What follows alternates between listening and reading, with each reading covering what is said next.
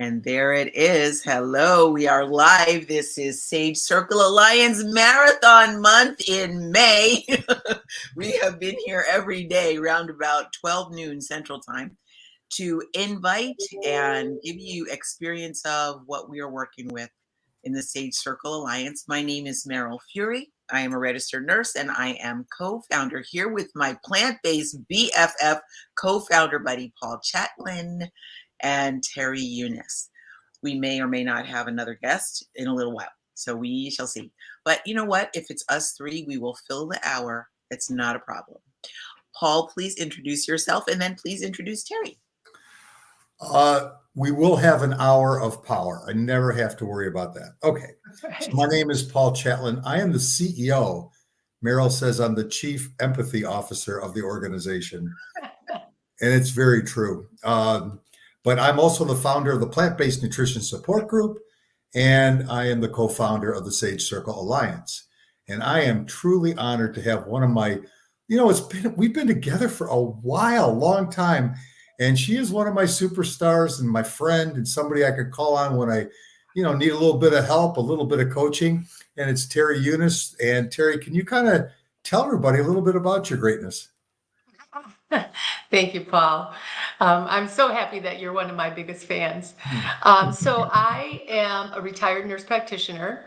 I worked in cardiology and nephrology and retired from the VA system in 2018.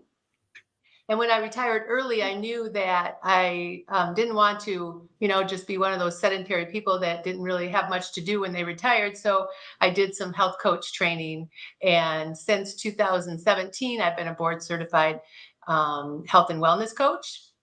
And I have my own business called Health Up with Terry, Health and Wellness Coaching. And the reason I came to this is because my life changed. And when something happens really awesome to you, you want to share it with the world. And that's when I really considered, health coaching seriously. Wonderful. Wonderful. And, isn't it something when you think of what you just said, it's exactly what I did. It was like something freaking amazing happened to me. And I tell you, and I've said this before, I wake up, I'm so glad I wake up every morning. And when I wake up, the first thought always is, dude, you still haven't had bypass surgery. It's the food.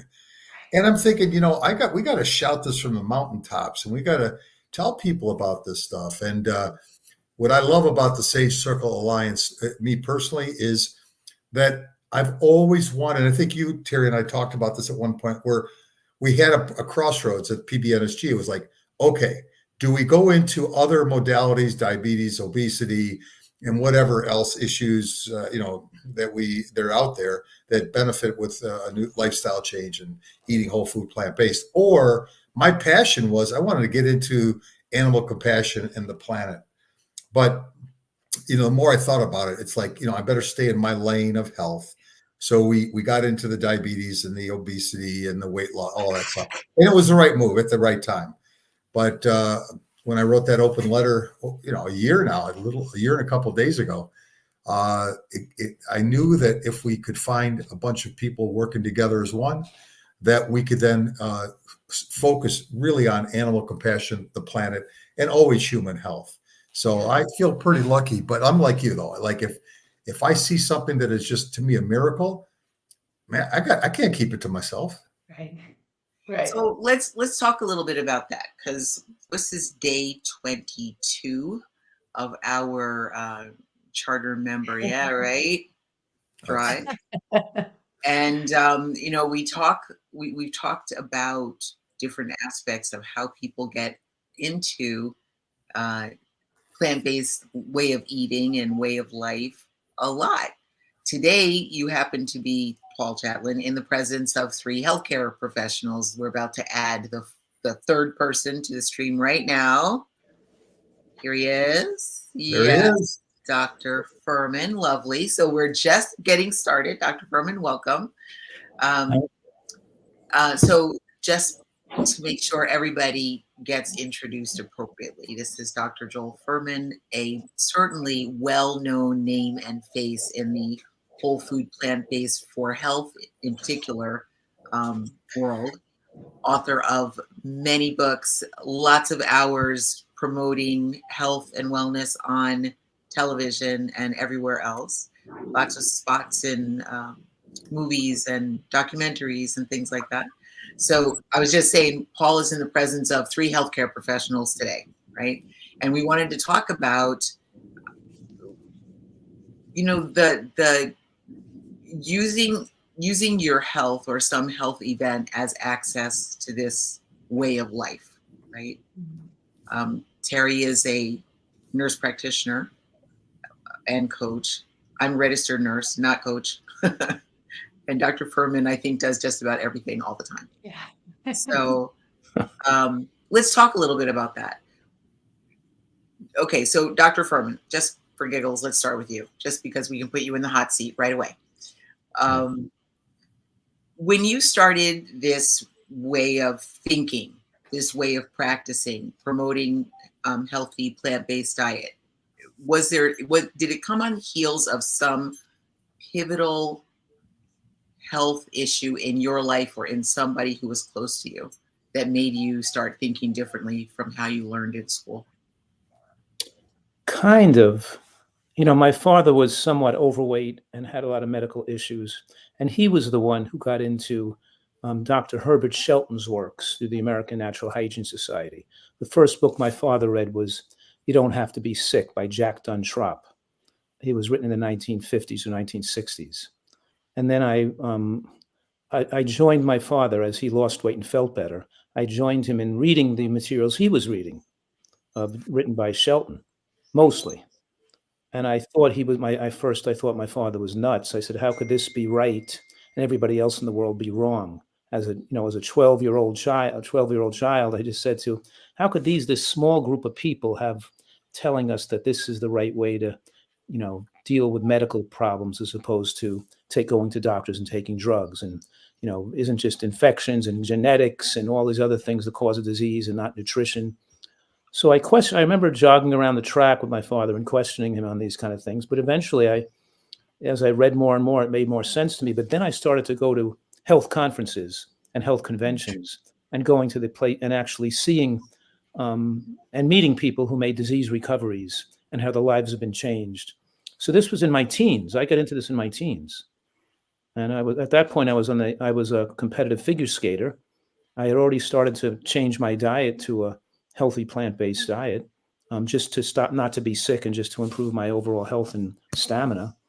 And then I proceeded on to eventually becoming so passionate about what I had observed and learned that I wanted to incorporate that into my career and become a physician specializing in nutritional medicine. So I went to medical school with the specific intent to really to treat people primarily through nutrition.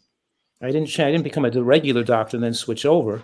I was in medical school talking about nutrition and criticizing conventional medicine and giving the teachers a hard time. Right where I was, in medical school, and they'd say back to me, yeah, we know you're right, but nobody's going to listen to you anyway, and we're going to, you're going to get a very small number of people who want that kind of care, and you're not going to make a lot of money doing that anyway. That was their response. No money in it. You're not going to get a lot of people interested in it. People just want a pill, and nobody's going to listen to you anyway, even though you're right. I got a quick question on that. Are you shocked? And by the way, I had 3 questions specifically for you today. Here, I'll show them to you. Okay, that's what you get to see. Okay. So, are you shocked that all these years later, that it hasn't really changed that much? Are you I'm blown away. I was just talking to Terry, Joel, and I said, 12 years have passed. They're still not teaching it. They're still not serving it. And the doctors are still not prescribing it. This is all about nutrition. Right. So tell me about, I'm just curious, what do you think about it? Because it's mind blowing that it's been for you 30, 40, what's changed? Why hasn't it changed, I guess? Well, there's much more health professionals and physicians supporting what we do. So when I first started out doing this, in the 1980s, right? I first started doing this in the 1980s as a professional, as a medical doctor. You felt kind of isolated and vulnerable to being sued or being put in jail for practicing medicine in your own unique, different way.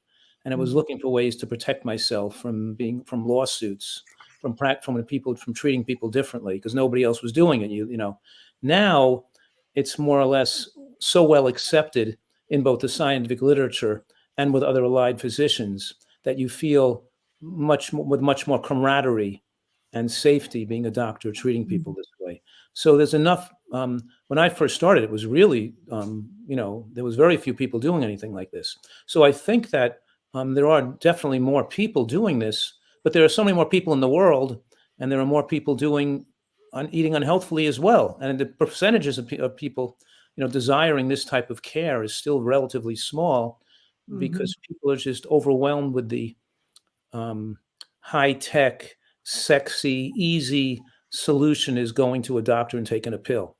Yeah. The doctors know the answer. You have your wrist or your knee hurts, you go to a doctor, he gives you some pain medication or he does some surgery on you. The doctors have the answers, not realizing that most of what they do is relatively worthless or harmful. It's mostly a business and geared to, and if we never had any pharmaceutical companies making drugs, it's hard to believe that we'd probably be better off at this point, because most of what the drugs do is enable people to, because most drugs are used for chronic illnesses that are dietary induced, lifestyle induced, and they just are permission slips that enable people to continue their bad habits, and the body deteriorates, and adults are not living longer, they're living shorter lifespans and more tragic lifespans. So there's a perception among the public that medicine, drugs, and doctors have all the answers, and that's heavily drummed in people's mind from more in such a more so than even a religion. It becomes a type of religious viewpoints and belief system. And even when you go to even look at what the collusion between the drug industry and the government, particularly even with vaccines, for example, you can never get to what's real or true, because money and bias and collusion influences is so powerful, and it takes, so people think that people are just sucked into this belief system that medical care is the correct way to go. Yeah. For sure, since I started looking at this, so that was like, let's call it 40-ish years ago, not quite 40 years ago. I remember speaking to a physician who was taking care of my mom. Now, my mom I love her to pieces, have nothing but good memories of her. And she was also a pretty dedicated alcoholic. Okay. So she wound up in the hospital with ascites and all of her organ systems sort of failing. And I was maybe 18 at that time, barely 18. And I'd been studying natural medicine at that point for some time, a lot more herbology and nutrition and fasting I had studied. And I remember saying to the doctor, because she had been NPO, right? Nothing to eat for quite a few days. And I remember I walked in and the doctor was standing there talking to her, and he said, "Oh, she can have whatever she wants to eat." And she'd been fasting for days. And I remember saying to him, "That's not the way you end a fast. That's not the way you restart feeding." I was about this big around, and I was feistier then than I am now, probably. Which is kind of hard to believe, but not at all. And I remember he looked at me and said, "Oh, because you want to rub carrot juice on your mom's belly and have that get all better." And I remember just that feeling of like being insulted and crushed and dismissed and all that. I don't see that type of interaction happening anymore, is my point. I think we have progressed some in the medical field, even if a doctor would be so arrogant as to say such a thing. They probably wouldn't say it out loud. Not these days. There's more information available. There's more people who have watched the documentaries, have seen the magazines in the checkout stand talking about plant-based eating, I think we're further along than we were, for sure. Still, we're a minority. Still, Just like Joel was saying, the big pharma and the chemical companies and the agricultural and the business and all that are definitely working like this to keep the market sewed up tight. But there's way more talk about the importance of taking care of your health yourself and not just relying on pills all the time. Terry, Sure.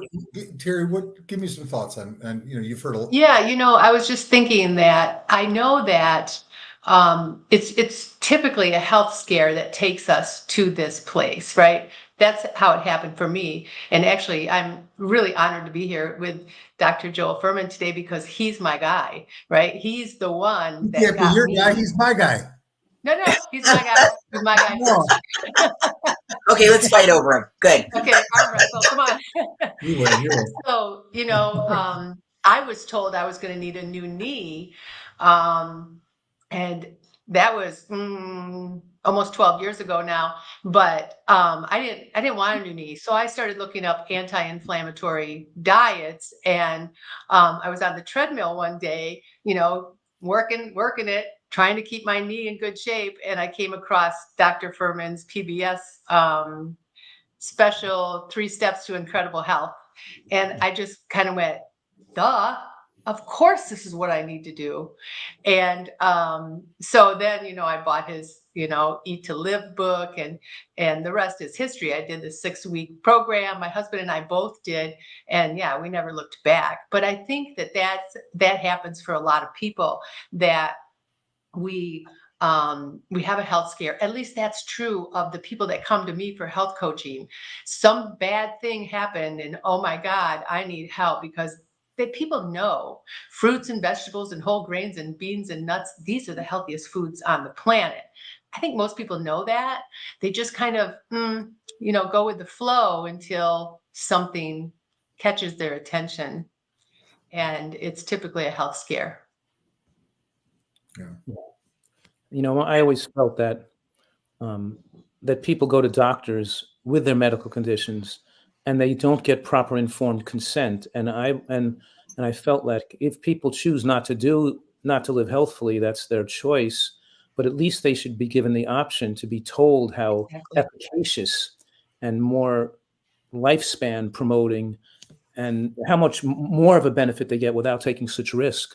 And they could get well and completely reverse their asthma, their headaches, their psoriasis, their high blood pressure, diabetes. It's not merely nutritional excellence doesn't merely cause people to lose weight and get rid of their diabetes and heart disease. It also gets rid of autoimmune disease. All the things. Like lupus goes away and multiple sclerosis goes away. And I've had that's been the most exciting part of my career, is people with so-called incurable illnesses that are now back to great health again. But my point here is that nobody even hears about the possibility, if they want to get well and get without taking biological agents prescribed by rheumatologists, the primary chemotherapy drugs that they use for autoimmune conditions that increase risk of cancer in later life. They're really, a huge risk to go to a doctor and take drugs for autoimmune conditions. They're on steroids and Remicade and all kinds of dangerous drugs the rest of their life that shorten their lifespan. And they're not told they could get well any other way. There's no option to let them make a choice between, well, you could use an aggressive nutritional approach, or I can put you on insulin or diabetic drugs the rest of your life, or you can use it. There's no option. It's just the drug way is the only way. And and I thought maybe I could at least give people, give that option, but it's still, as Paul was saying, it's still only a very small percent of people that even learn about or know about this option. And so when they have a health challenge, they could think about considering a change in their lifestyle. But still, you don't hear about it. It's a couple quick thoughts. One is, like we talked about, it's been 40 years for Meryl, 40 years for Joel. Okay. Right. And it's like, it took 50 years for the world to say cigarettes are really bad for you. Right. So I'm thinking to myself, like, what's got to happen? Do we have to have like half our planet go away? Do do we have to show another animal factory to keep up with production? It's like, it's mind blowing to me. It's just mind blowing. And what I thought, and Joel, you were part of this with me. It was like when a medical school asked me to create a medical course material, which we did in 14 months. then when we handed it to them, and at the last second, their board said, it's a little bit too much. And this was like 8, 9 years ago. Then I got a call from General Motors who said, listen, our third biggest cost is taking care of the medical for all our retirees. If you just do 10% improvement, it could save us hundreds of millions. So would you put something together for us? And you, along with Dr. Neil Bernard and our group, we're ready to go. And we got up there to the board, and at the end, they said, I just don't think we're ready yet. And I think to myself, if either of these things would have exploded, what does it take? Right. Like if anyone, like I was preparing GM headlines, GM goes plant-based, right? Saves billions.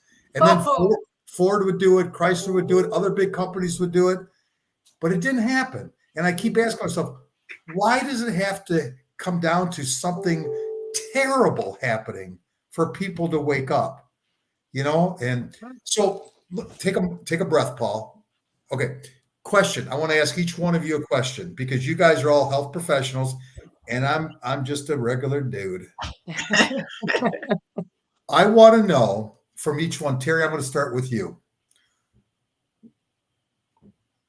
What challenges you, or when you get up in the morning, what gets you motivated every day to stay totally positive about human health or plant-based health promotion? What keeps you going every day?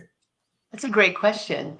But I think it's habit, because everything is habit. I think Dr. Surzai said, 98% of what we do is habit. So when you do this for this long, that's why people ask me all the time, well, don't you miss this food or that food? I'm like, no, I don't. These are my foods. This is what I eat. This is what I love to eat. And the same thing happens with your attitude. I have a positive attitude. For one thing, I feel better than I ever have in my entire life. I'm going to be 65 years old this. Get out of here. Get out of here. Okay. I know. I'm pretty sure there was a math error, but I don't know. That's what it says on my driver's license. But, so here I am as the oldest I've ever been, and I feel better than I ever have. That's what motivates me. And I look around, and even, my dear, dear friends that don't eat this way, their health is deteriorating, and it makes me really, really sad. But also motivates me to know, okay, I am doing the right thing. I am, improving the trajectory of my health by doing these things, eating the right foods, moving my body, connecting with the right people, doing all those things. Because it isn't just one thing. The food is absolutely number one in my mind. Okay.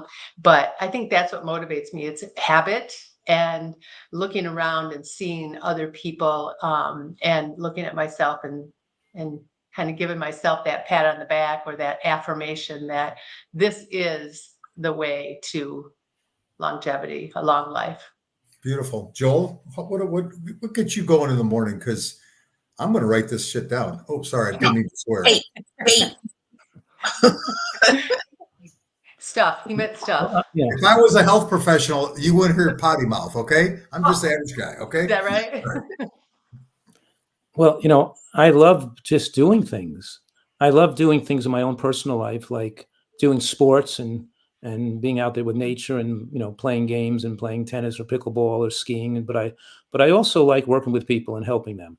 And I have that dual, I like, my hobbies of fruit, growing my own trees and gardening. But basically, I have two missions. And one is, I hear so much incorrect information about medicine and about health and about nutrition being propagated out there. And so I want to give clarity and to the public. And I reach whoever I can reach, trying to give them more clarity so they cannot make mistakes where their health and life is concerned. And I do the best I can there, but then I realize that my regardless of the frustration of people giving incorrect and biased and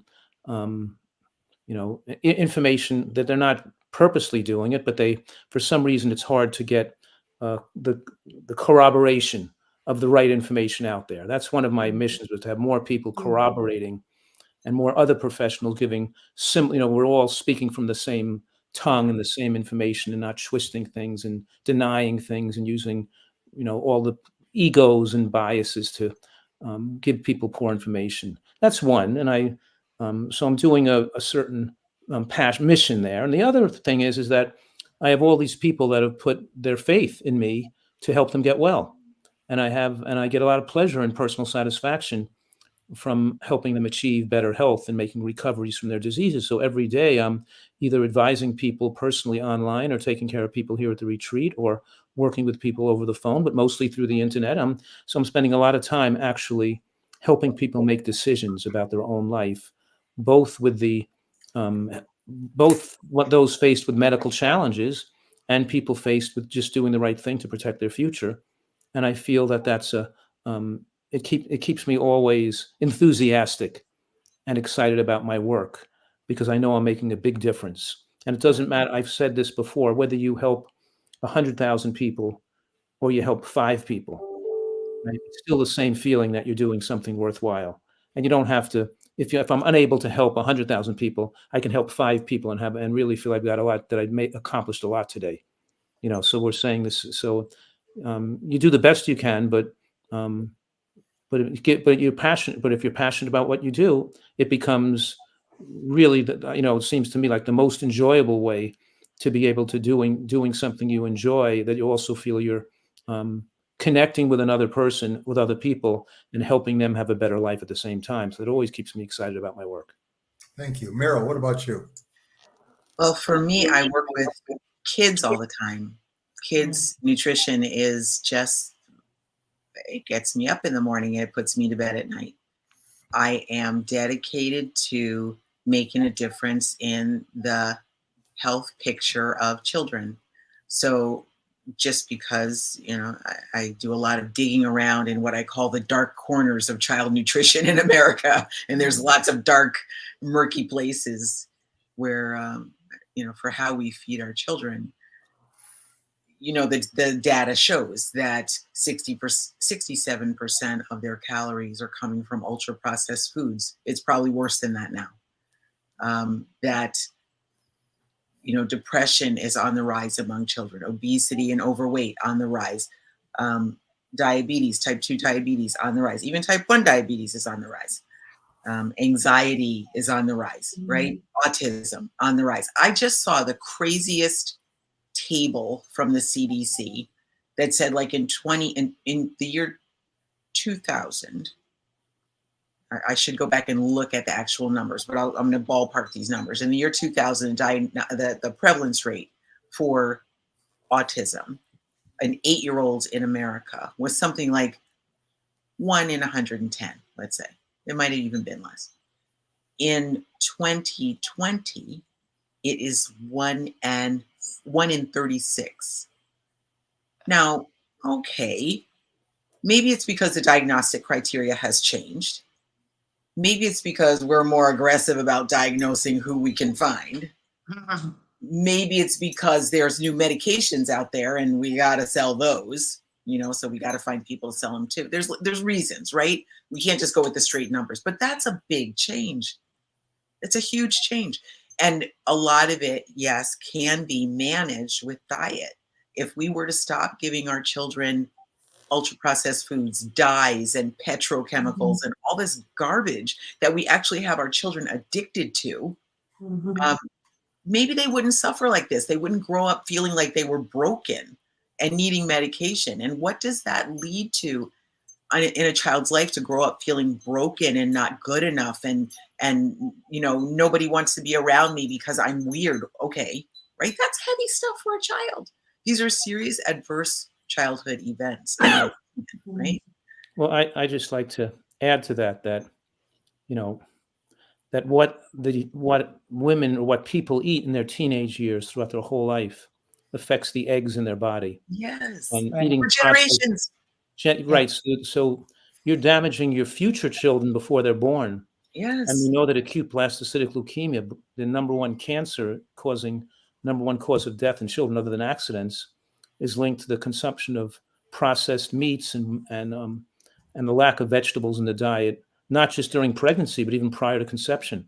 I'm claiming that the growth of autism that we're giving birth to already injured babies due to the exposure to chemicals and plastics and lack of nutrients and lack of vegetables and from the damaging foods we're eating, because those eggs that are there when your child is born, that egg has been alive for 30 years. If the person's 30, is 29 years old, that egg's been formed in the mother of the person giving birth. Right. The egg is in their mother's body when their hair and nails are being formed. That's when their children are being formed. And you're damaged. So we're passing our bad diet and our bad health habits are having children more susceptible to illnesses when they're young, when they're born even, because we're not eating healthfully. And then the medical profession makes that worse because they prescribe folic acid to prevent neural tube defects. They're telling people they have to eat a diet rich in green vegetables and beans to get folate. So now people can just continue to eat fast food and just think taking a folic acid pill is going to work. Same thing we do with every other disease. We think this is destroying the fabric of our society. I mean, I think about other mammals. Polar bears do better with their children. Dolphins do better with their children. Whales do better. For crying out loud, some spiders do better with their children than we do. It's like, what are we? How is it that we have become so blind and so out of touch with? I mean, this to me is truly an existential problem. Truly. Yes.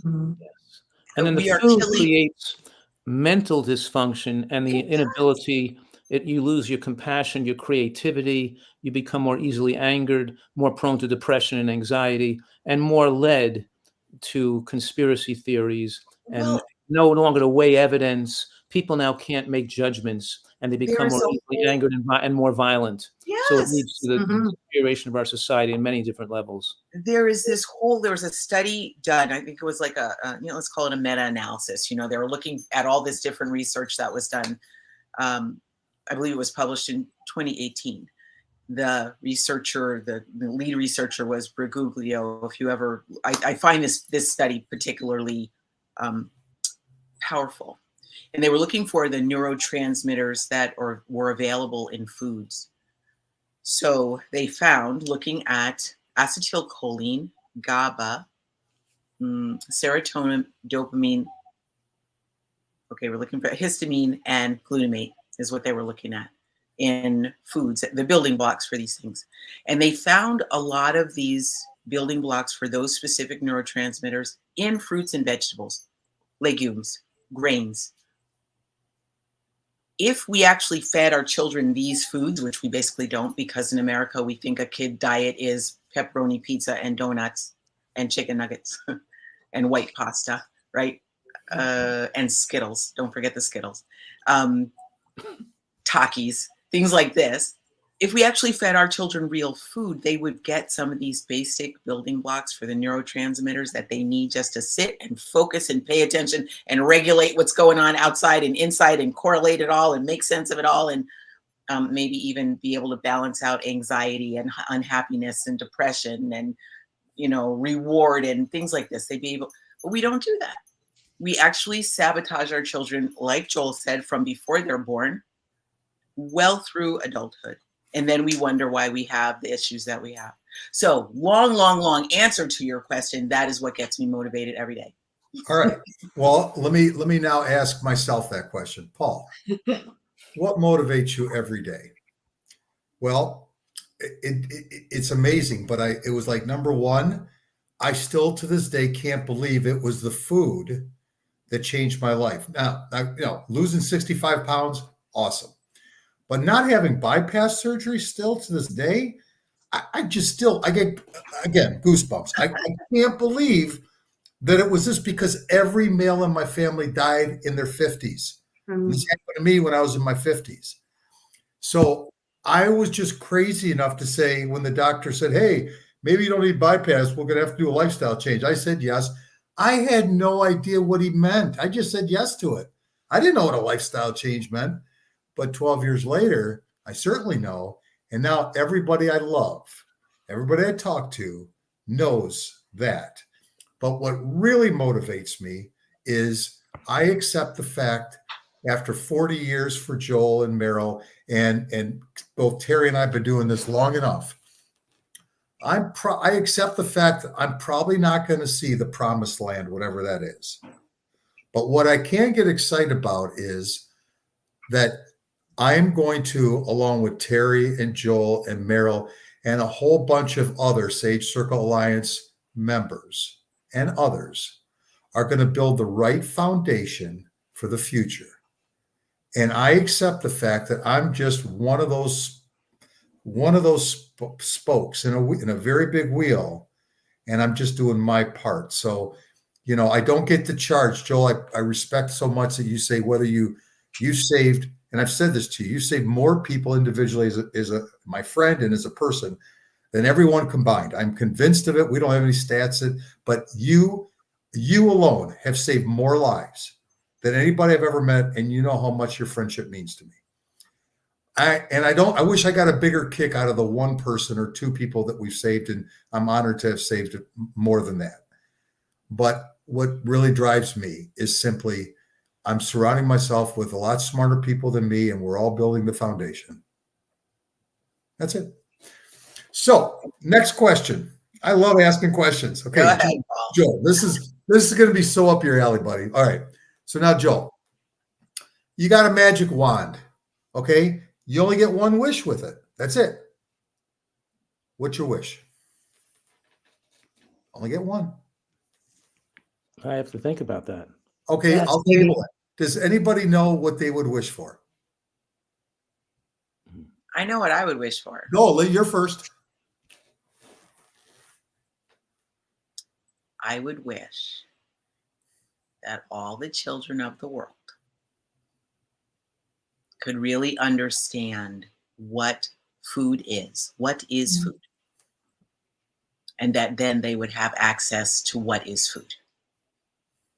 Real food that supports life, supports health, supports growth and development, heals from illness, reverses illness, allows them to think clearly. That, in my opinion, is what food is. That's what food is supposed to do, and not destroy the planet in the process. Okay. That's what I would wish for. And that they could take that and carry that forward. That goes to the next generation and the next generation and the next generation. And backwards. Well, they could teach their parents too. They could teach their grandparents too. But we have to do better with our children. Okay. Yeah. Paul, I Joel? think that I thought about it. I think I would wish for that all humans on the planet would be able to have compassion and kindness for one another, and we would stop all killing, fighting, wars, have compassion and feeling for all people, and we were all compassionately working together in a unified way to protect our planet and to support each other to be happy and healthy. And every human's life was their peace and their health and their happiness was they're all equally important. And we didn't set up divisions between countries, between religions, and the egos and the fighting and the power. And if we just were able to live in peace and protect our planet and protect the animals and keep the world a better place and try to help each other the best we can and stop killing each other, trying to get more power over one over another people. May I ask you a follow-up question? That's too unrealistic. And Well, ridiculous. no. Here's my follow-up. You reached your limit, buddy. Here's my follow-up. Here's my follow-up. You know me well enough. Okay, so here's my follow-up. So let's say you got your wish, but that meant that every single person who's got a chunk of money we all have to be equal. Or, obviously Star Trek, money goes away. Okay, everyone's equal. I get that. But if it isn't Star Trek, then it's America, it's India, it's all these people on the whole world. Are all these people who have a lot of money willing to say, we're all equals? So if we're all equals, everyone's got the same amount of money, or there's no money at all. Could you, to me, that, when they say money's the root of all evil, that would be the challenge, right? Wouldn't you think that would be the toughest thing? You work your life, you got a bunch of money. Now someone says, okay, it's gone. Whew. Well, if there wasn't crime and evil and power and all these people trying to hurt each other and kill each other and get power over each other and get more, then it wouldn't matter, because then those things wouldn't, your money wouldn't matter, because we'd all be working together to be happy, and we don't need those, so I don't think that would matter if people change their outlook. It wouldn't What matter. would come first, though? What would come first? Would you have to give up your money first? Because I think that would be the only way you could show people that we're all equal and stop fighting, stop killing. Yeah, I don't know. I think that, for the whole world did it, but I don't think the whole world, it's too much fantasy. This is fantasy. You got a magic wand. You get anything you want with a magic wand. Okay. So fantasy thinking is the whole world has to work together to come to a common goal. Like if we were under attack by an alien race, because to wipe out the human race, we'd all come together, which we are under attack. We're under attack we're really flirting with the demise of the human race right now, but we're certainly not working together to improve or to work to save our planet. I think that who walked in behind you? That's somebody who I have a relationship with. I don't know what she. No. Let's put her on. Let's ask her that question. She's exiting stage left. Come on. All right. Sit over there. Let's just show everybody how compassionate love is. Let's start with a kiss. Let's start with a kiss. Lovely. I love it. Okay, so here's a question. So, should I ask her what gets you going every day? And you can't say Joel. Or do I give you the magic wand and you have one wish? Yeah, let's do that. You got a magic wand. What gets you going, excited about life every day? What gets the fact that I have a life, the fact that I was given this life, the chances of me getting a life was infinitely small. And man, it's my job to make sure I enjoy every bit of it. Hey. And now you have a magic wand and you have one wish. What's your wish? Usually what I always wish for is that my family lives a long and happy life. However, I will say that for the world, not just my family. Oh, you got a magic wand. You got it. You get your wishes. Okay. And we need it at this time. Yeah, we do. Thank you. Thank you. Thank you. Nice to meet you. Nice to meet you. Terry, it's your turn. Well, I've had a little bit of time now to think about it and to listen to all you guys. And I think very similar to what Meryl was saying, that if I have a magic wand, and I use this in my coaching business, and anyways, I always tell my clients, okay, I have a magic wand. What would you like to create in the next 6 months? But what I would do with it is to have everybody at least open up their mind and have access to a healthier way of eating. Because I think that if we are eating all those foods that Meryl also talked about, was then our mental health is better. We're not angry. I think it's a snowball effect. If we can get everybody to understand and to have access to healthy eating, then I think that some of those other world problems will resolve. Not all of them, obviously, but that's what I would wish for. I would wish that everybody would have the knowledge and the access to a whole food, plant-based way of living. Thank you. Joel, it was interesting when you said if there was an alien race that would be attacking the Earth. It's amazing how all the superpowers and all the countries would stop their current activities, and we would have to work as one, together as one, if we had any chance at all. Right. So maybe that's what needs to have happen.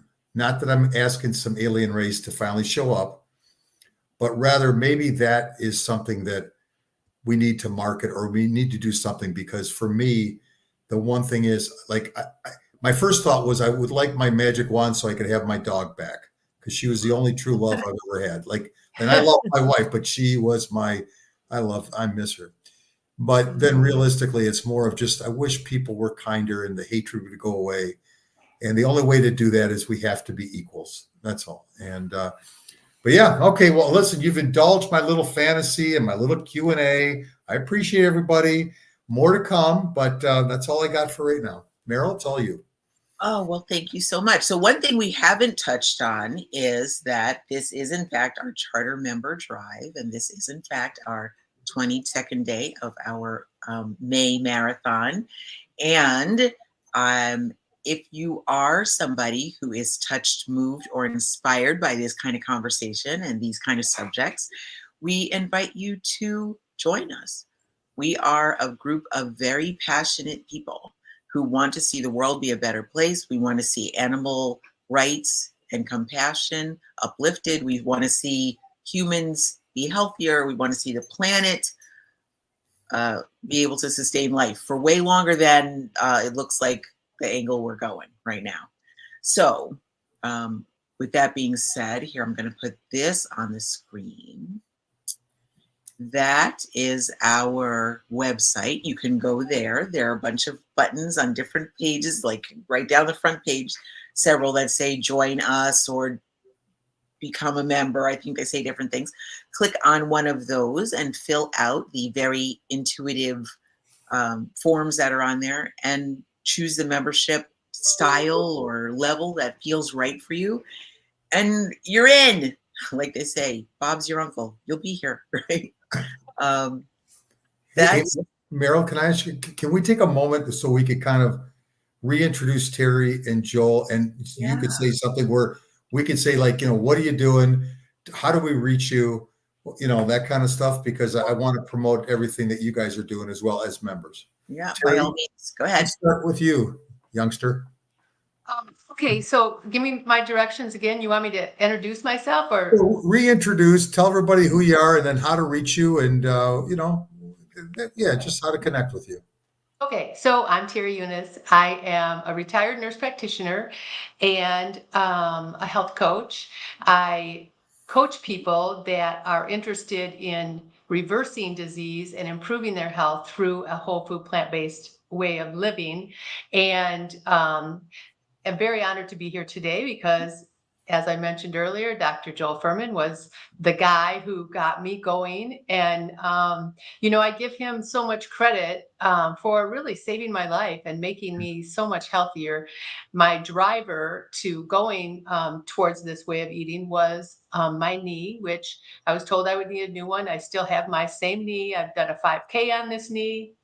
I walk every day on this knee, but also not just that, but I lost weight. I had migraine headaches for 35 years. I don't have those anymore. So many other health concerns. I had this cardiac calcium score. It was 0. And the tech that did it said, "Oh, we never get a 0." And I went, "Oh, well, we'll just wait and see." And I had a 0. So I'm very proud of that. But all of those things happened with this way of eating. And that's what motivates me and wants me to share my story. So you can reach me at healthupwithterry.com. Terry is spelled Teri, as you can see on the screen. And also healthupwithterry@gmail. I'm on Facebook as Health Coach Terry. So, look me up, have a conversation with me. I would love to hear your story and see how I could support you. Thank you, Terry. Joel, all the things that you're doing. That's beautiful, Terry. Also, I always, it's so, such a great feeling because I know all these people who've recovered their health and had such health success and keeping the weight off and being healthy in the rest of their life. They become like rays of light. And they feel that their new identity as a nutritarian, and I coined that word nutritarian. I think it's a great word. It means we're interested in our own health and eating the healthiest diet we can. That they themselves enjoy that identity, and because their health is important because it gives them personal power to have more goodwill and more ability to affect other people in a positive way. So they didn't just reclaim their own health. Yes. They gave themselves a superpower to be able to help others from what they've learned from themselves. And that's such a beautiful thing. And it's almost it's the unifying identity from people who have a long-term success is they all seem to want to stay eating healthy and want to stay living healthfully, so they're a better role model and example to help other people more. And it's a great thing.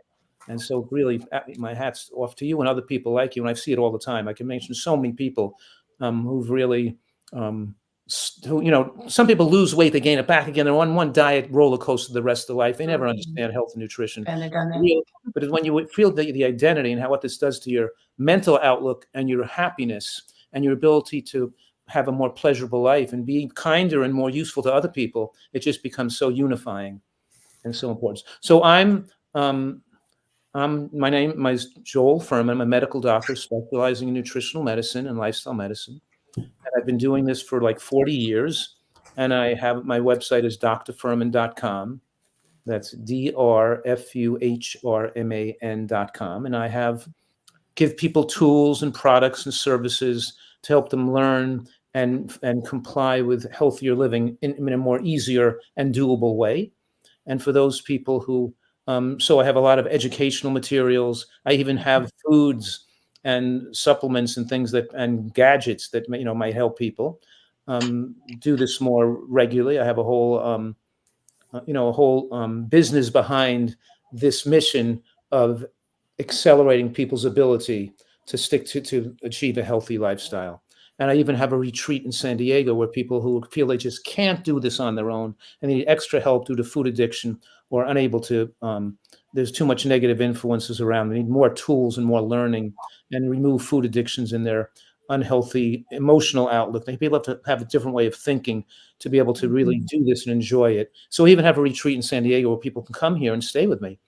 And I eat meals with them. And I have, 15 to 20 people here each month where I'm actually living with them, lecturing to them, and we have a trainer and and emotional support and food addiction counseling and to change people's lives for the rest of their life, so they can come here and then feel that the rest they made an investment to be here a month or 2 or 3, but now they've got the chance to have a new trajectory for the rest of their life, be in great health. Yeah.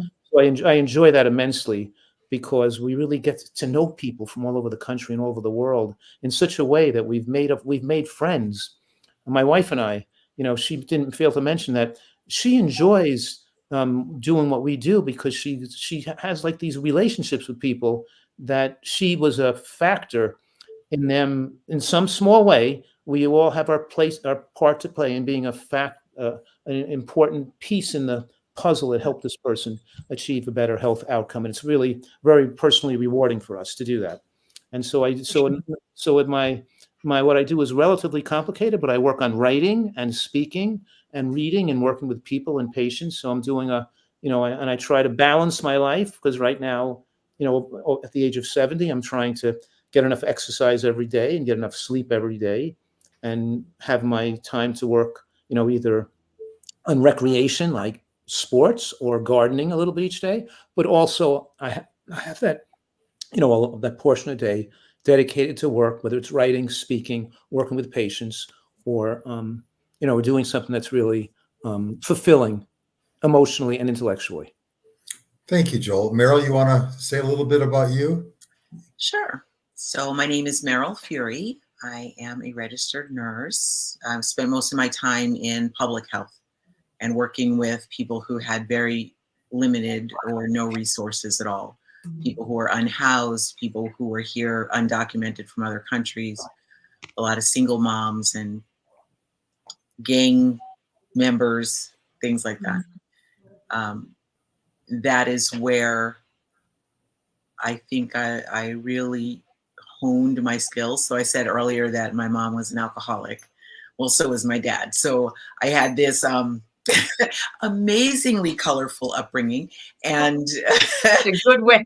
Nice positive twist. Oh my goodness. It makes a nurse a real nurse if you've got that kind of upbringing. Yeah. So, but coming from that, it put me, I guess I look at things through a different lens, right?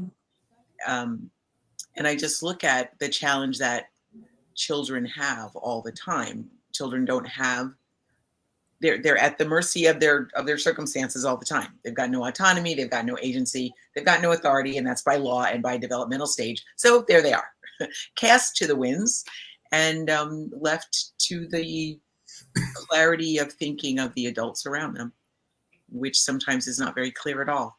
So my passion and my mission this life is to work with children. So it's exhausting work, and I get to go into schools and feed, and I get tearful about it. Just feed children healthy food. So awesome. Take them black beans and rice, or fruit salad it was this week,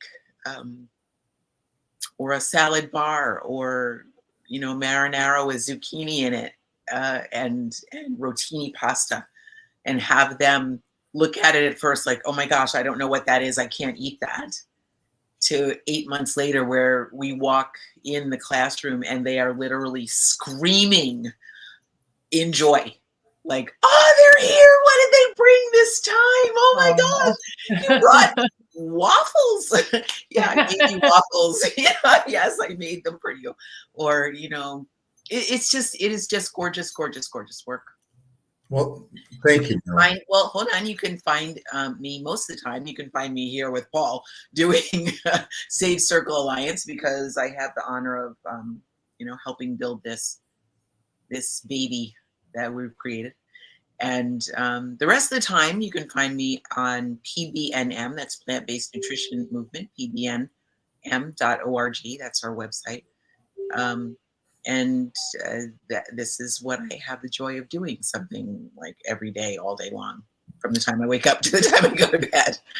So. Well, thank you. Here, I'll go brief on this. First, I want to say what I love about it is I'm looking at Meryl, Joel, and Terry, and I ask you guys to join me, to join us, and I can't believe you've never disappointed me. I know how busy Terry is. Certainly, I want to just make this official. Like I said to Meryl this morning, I thought I might be the hardest working person. No, Meryl Fury is the hardest working person I've met. But right there, right with us, is Joel Fuhrman. And I can't thank you enough always, Joel, that every time I've asked you, I don't do it enough, or I don't do it that much. But when I do, you've never said no to me. I appreciate that. I want to show everybody what I used to look like. Let's see if I can get this right. There's me at the end. Oh, yeah. In the dark shirt. You see, that's me right there. Yeah. Wow. 230 pounds of mostly muscle, some fat. Yeah. And boy, what a life changer. I mean, like I said, I didn't have any medical school, desires, but I certainly didn't want to go into hospitals and spend my time there. And I'm just really happy that I figured out how to be the founder of the Plant-Based Nutrition Support Group, which allowed me to meet the who's who in the plant-based world. Now, the co-founder of the Sage Circle Alliance, which allows me to get into animals and the planet, which is very important at being a father and a grandfather. Mm-hmm. And I'm proud to say that, we are the only national support organization, and we still have a lot of speaking events and culinary classes, and we still have strategic support groups with whatever ails you.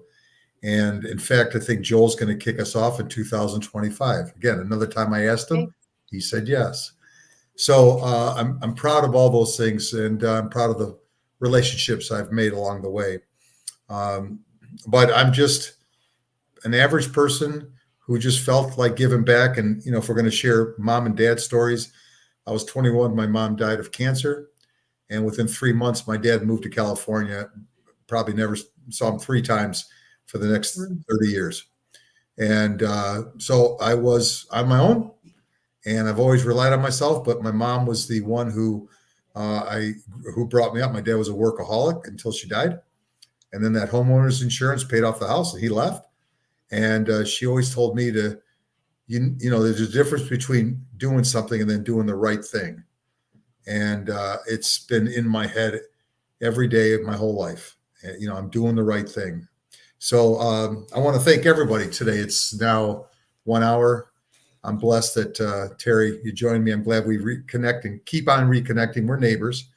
Yeah. Joel, I love you. That's it. I'm admitting it in public. I love Joel Fuhrman. Okay. I do too.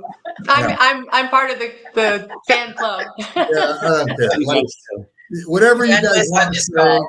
Thank you. it's out there. Okay. I love Joel Fuhrman.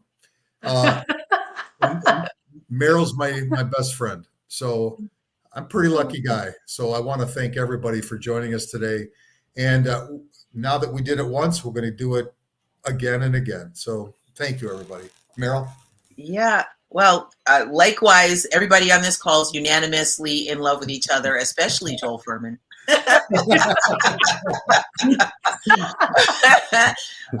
And I'll take us back to where we started. This is the Sage Circle Alliance. We're here every day at this time for the Marathon of May for awareness and just building the platform. So if you are interested, you want to learn more, go to our website, which I do believe is ticking across. Yep. Join the Sage. Join the Sage. SageCircleAlliance.org. Join us. We're right here. We'd love to have you in the family. Thank you, everybody. Thank you. Bye.